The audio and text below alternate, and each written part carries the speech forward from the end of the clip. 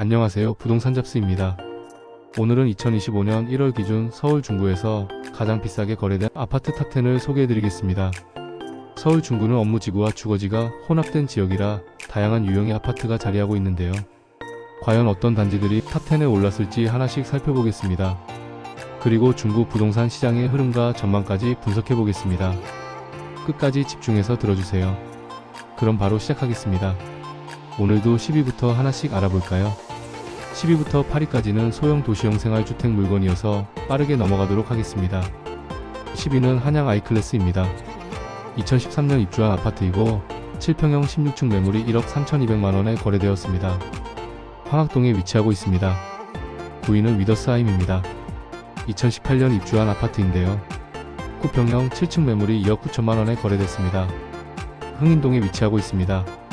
8위는 세움푸르지오 에리시티입니다. 2023년 입주한 신축 아파트로 11평형 23층이 3억 7,500만원에 거래됐습니다. 인현동에 위치하고 있습니다. 7위는 롯데캐슬베네치아입니다. 2008년 입주한 단지인데요. 33평형 23층이 10억 5천만원에 거래됐습니다. 1870세대가 거주하는 대단지이고 이마트 등 편의시설이 같이 있는 주상복합 아파트입니다. 그나마 왕십리 뉴타운 인근에 있고 이마트 등이 위치해서 거래가 이루어지고 있다고 판단됩니다. 6위는 레미안 하이베르입니다. 2011년 입주한 단지로 23평형 5층이 11억 1,500만원에 거래됐습니다. 신당동에 위치한 이 아파트는 레미안 브랜드 덕분에 꾸준히 선호도가 높은 곳입니다. 다만 언덕 위에 위치하고 옆과 거리가 있는 점은 아쉬운 점입니다. 5위는 중림 삼성사이버빌리지입니다. 2001년 입주한 단지인데요. 23평형 7층 매물이 11억 8,500만원에 거래됐습니다. 서울역 인근 중림동에 위치해 있고 교통이 편리한 점이 가격 형성에 영향을 준 것으로 보입니다. 이제 4위부터 1위까지 더 높은 가격을 기록한 단지들인데요. 4위는 약수하이츠입니다. 1999년 입주한 단지로 32평형 14층이 12억 2천만원에 거래됐습니다. 신당동에 위치한 이 단지는 약수역과 가까워 교통이 편리하다는 점이 장점입니다. 입구동은 역과도 가깝고 평지이지만 뒤로 갈수록 언덕이 있어서 단지 내에서도 선호도가 다른 점이 특징입니다. 3위는 신당 삼성입니다. 1999년 입주한 단지인데 42평형 12층이 13억 원에 거래됐습니다.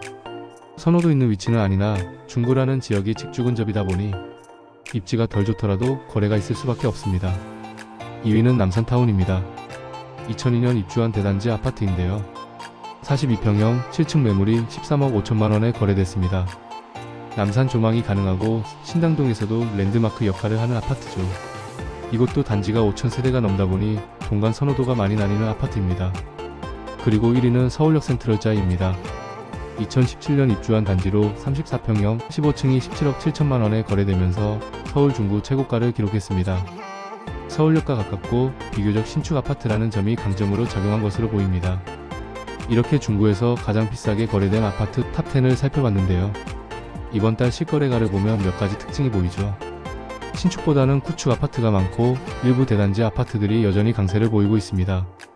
또한 서울역과 남산 주변 아파트들이 높은 가격을 형성하고 있다는 점도 눈에 띄네요. 그렇다면 앞으로 중구 부동산 시장은 어떻게 변할까요?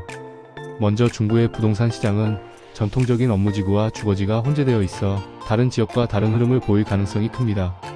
서울역 주변과 신당동, 황학동 등 다양한 지역에서 재개발이 진행되고 있는데요. 이런 개발이 점점 가시화되면서 중구의 부동산 시장에 긍정적인 영향을 줄 것으로 보입니다. 특히 신당동과 황학동 일대는 대형 신축 아파트가 많지 않아서 앞으로 신축 아파트의 희소성이 더욱 높아질 가능성이 큽니다.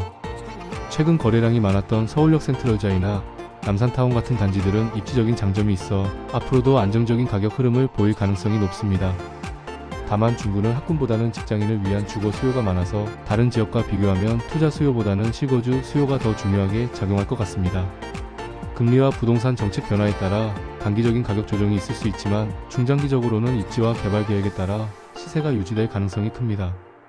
정리해보면 중구 부동산 시장은 구축 아파트가 여전히 강세를 보이고 있고 서울역과 남산 주변이 주요 거래 지역으로 자리 잡고 있습니다. 또한 신당동과 황학동 일대의 재개발이 진행되면서 향후 시세에 영향을 미칠 가능성이 높은데요. 하지만 부동산 시장은 항상 변동성이 있습니다. 투자는 본인의 책임이기 때문에 반드시 전문가의 조언을 받고 신중하게 결정하셔야 합니다. 오늘 영상이 도움이 되셨다면 좋아요와 구독 부탁드립니다. 앞으로도 부동산 시장의 흐름을 분석해서 정확한 정보를 전달해 드리겠습니다. 그럼 다음 영상에서 만나요. 감사합니다.